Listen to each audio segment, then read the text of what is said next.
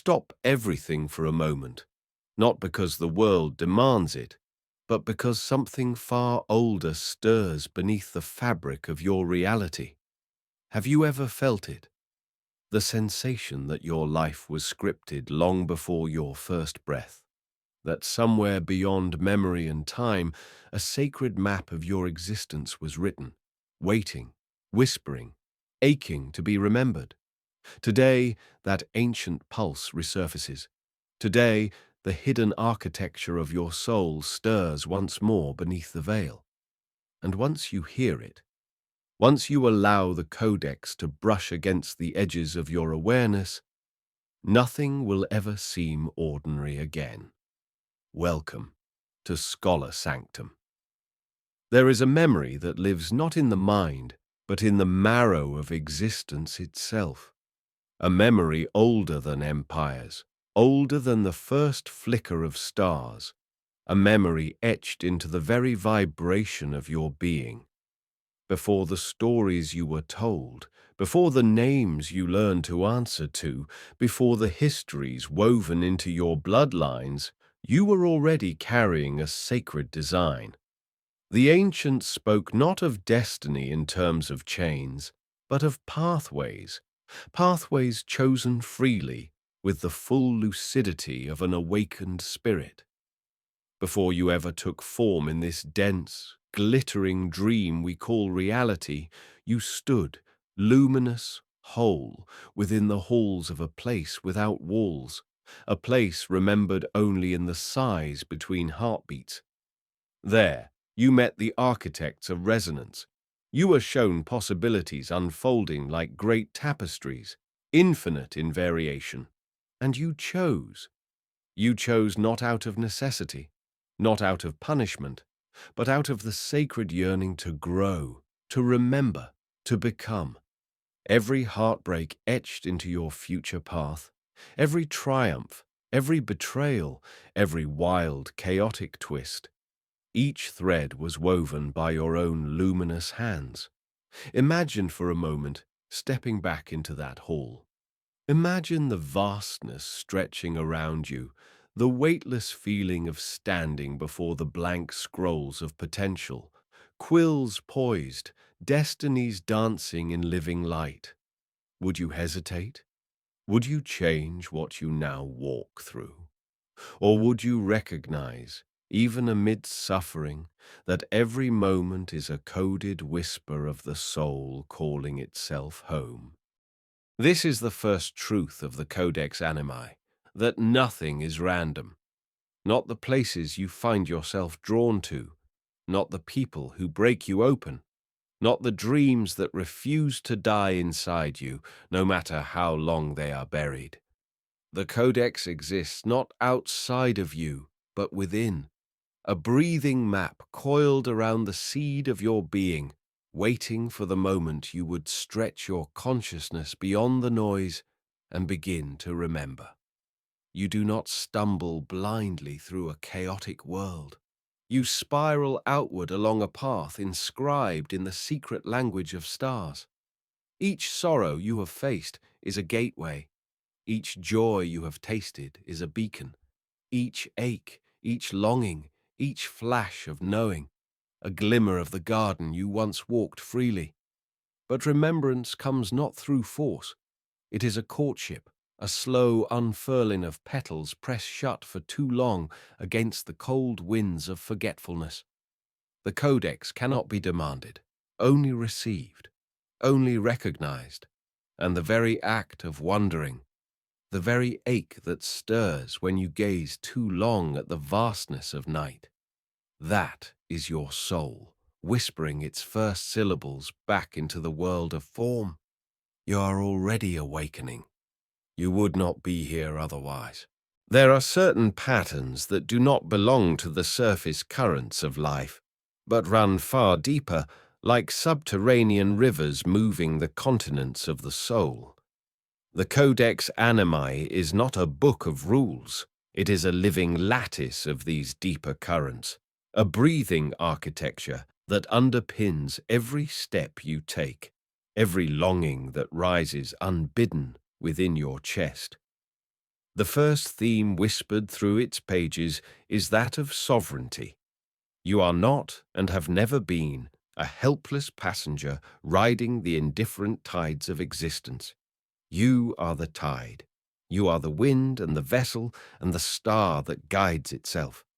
The Codex does not speak in commands. It murmurs, "You chose this."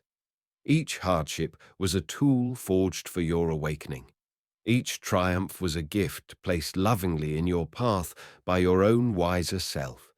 Each loss, each broken dream, each bitter fall, a doorway carved not by accident, but by design. This sovereignty is not the brittle independence taught by fearful societies, the kind that builds walls around the heart and calls it strength. It is softer, more terrifying, and more liberating than that. It is the knowing that you are free, and that your freedom means you are responsible for the shape of your own unfolding. Nothing outside of you can dictate the light that flickers behind your eyes. Nothing, not fate, not family, not fortune, has greater authority over your soul's journey than you. And this brings us to the second theme woven into the Codex, the sacred veil of forgetfulness. Why forget if we were architects? Why enter this labyrinth blindfolded? Because there are certain lessons that can only be learned through immersion, certain virtues that can only be forged in the fires of the unknown. Courage does not blossom where paths are clear and risks are absent. Compassion does not deepen in a heart that has never been broken. Wisdom does not ripen in the sunlit fields of certainty. It grows in the dark soil of confusion and doubt. The veil is not a punishment. It is a covenant, a silent agreement you made with yourself before stepping through the threshold of birth. I will forget, so that my remembering will be real. And so we stumble, and so we weep, and so, through the ache of the journey, we grow. Interwoven with these themes is the law of resonance. The Codex is not a fixed map you must trace slavishly. It is a vibrating web, responsive to every note you strike within your own being. Your thoughts ripple outward, carving rivers unseen through the field of becoming. Your emotions paint frequencies into the unseen architecture of reality. You are not a puppet pulled by strings invisible. You are the weaver. You are the instrument and the musician.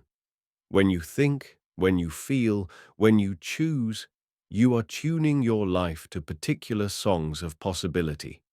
You do not attract what you want by force of will. You become that which you seek. You vibrate it into being, pulling it across the threshold of the unmanifest into form. This is why mere wishing carries no power, but remembrance, the steady attunement to the note you have always been meant to sing, moves mountains unseen. The Codex teaches that life is participatory, that the universe, vast and ancient though it is, listens and responds. It does not bend in pity to our pleas. It bends to our resonance, to the song we emit by how we live, how we breathe, how we dream. Imagine for a moment that every choice you make is not judged by some distant robed figure beyond the stars, but immediately woven into the tapestry of your life, visible and felt. Imagine that every act of kindness, every thought of courage, every small defiance of fear echoes into the world like the ringing of a bell in a quiet valley. This is not punishment. This is not reward. This is creation. You are not walking through a world built by other hands. You are building it with every step you take. And the Codex waits, not to command you, but to sing with you. Beyond the veil of logic, beyond the walls built by language, The Codex Animae breathes in symbols. It does not shout in commands or neatly labeled lessons. It sings in myths. It whispers through allegory. It tells truths not meant for the mind alone, but for the soul to inhale, like the fragrance of some half-remembered garden. One such story speaks of the garden of infinite seeds. It is said that every soul, before descending into form, walks once through this garden. Row upon row stretch seeds of possibility, each shimmering with its own frequency, its own future. Some seeds pulse with joy, others with sorrow, still others with trials so dense they seem almost too heavy for the hands that choose them. But each soul, standing in that timeless garden, understands something forgotten once the body is donned, that every seed chosen is a promise, a covenant made not with fate, but with oneself. And so, with hands trembling, not with fear, but with awe, the soul chooses, plucking futures like stars fallen into the soil. Not all seeds sprout easily. Some lie dormant for years, forgotten, until a heartbreak splits the soil of a life wide open, and they awaken. Some bloom fiercely, immediately, carrying with them gifts the world is not ready to receive. Some never bloom at all, or so it seems, until the final breaths of a lifetime reveal their hidden flowering deep beneath the surface. The Codex speaks also of the silent temple, a place not built by stone nor weathered by time, a temple that lives in the spaces between heartbeats, the cracks between waking and sleeping. In the silent temple, there are no prayers spoken aloud. There are no idols to worship, no scrolls to decipher. There is only one thing, a mirror. To enter the silent temple is to stand naked before the soul's true reflection. There is no shame there, no condemnation, only the unbearable tenderness of facing oneself as one truly is, and always has been. It is here that many turn away, for to behold oneself beyond masks, beyond memories, beyond mythologies, is a grace both terrible and beautiful. The Codex suggests that every soul, at certain thresholds of life, is called back to this silent temple, sometimes in dreams that ache upon waking, sometimes in moments of stillness so pure they split the illusion of time, sometimes in the gaze of another who sees too much and loves anyway. There are other stories too, stories of rivers flowing not with water but with light, rivers that ferry fragments of soul memory across incarnations, each droplet carrying whispers of forgotten vows, abandoned hopes, victories that outlived their record in dust and blood. Somewhere inside you, those rivers still run. Somewhere inside you, the garden still blooms, heavy with seeds still waiting for your hands to awaken them. Somewhere inside you, the temple stands, silent, patient, mirror in hand. The Codex does not ask you to decode these symbols. It asks you to remember them, to let them breathe inside you like forgotten songs, to let their meaning unfurl in its own time, like a rose that does not rush to bloom. Not all remembering comes in flashes. Some comes in slow ripples, in the way certain places feel like home, in the way certain stories feel older than this life could explain, in the way certain griefs feel like echoes from lifetimes you no longer consciously carry. These are not accidents. They are the Codex singing back to you, not with demands, not with explanations, but with invitations. The myth lives through you. You are the one who once walked the garden of seeds. You are the one who stood trembling before the mirror of the silent temple. You are the one who placed your hopes into the rivers of light, trusting they would find you again when the time was right. And that time is now. The symbols stir not to teach you, but to awaken what you already know. The Codex is not learned, it is remembered. And even now, your soul is beginning to hum its forgotten song back into being. It is one thing to remember that you once chose this life, to feel the ancient vibrations stir in your blood once more. It is another thing entirely to live that remembrance, to wear it like a quiet flame woven into every word you speak, every step you take. The Codex Animae is not meant to be sealed behind sacred walls, gathering dust in the corridors of philosophical speculation. It is meant to breathe. It is meant to bleed into your hands when you hold another's trembling palms. It is meant to resonate in your voice when you speak kindness into a hardened world. It is meant to ignite behind your eyes when you refuse to turn away from your own reflection. The garden you once walked among the stars, the mirror you once braved in the silent temple, the rivers you once trusted to carry your hopes forward, they are not abstract myths. They are invitations planted inside every moment of your life. When you wake each morning, you are not simply rising into another day of tasks and distractions. You are stepping back into the dream you authored, a dream alive with symbols, thresholds, and silent teachers awaiting your recognition. Imagine approaching your days not as burdens to be endured, but as sacred landscapes designed for your remembering. The argument with a loved one? A mirror, asking you to choose between reaction and reflection. The disappointment when a plan collapses?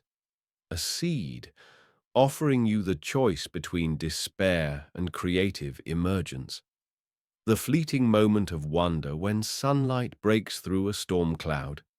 A river, whispering that beauty still runs through the veins of this reality, waiting for you to notice.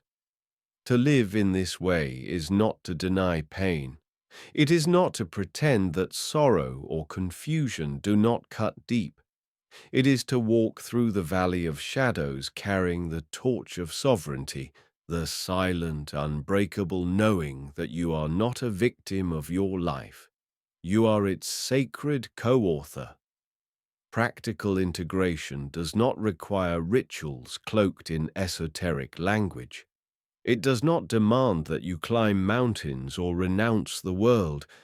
It asks simply that you remember, again and again, even in the most ordinary of moments, that you are sovereign, that your thoughts shape pathways through the unseen, that your emotions are songs vibrating seeds awake in your field, that your choices send ripples into dimensions unseen, where futures are woven with your name stitched into their seams. When you speak with kindness, you reweave the codex. When you act with integrity, you realign the notes of your original song. When you choose love over fear, even once, even for a breath, you tear a hole in the veil so that light pours through for others to follow. It is not about grand gestures. It never has been. It is about the countless unseen moments where you choose to be conscious, to remember, to sing your note, however trembling, into the symphony of existence. Imagine a life lived this way.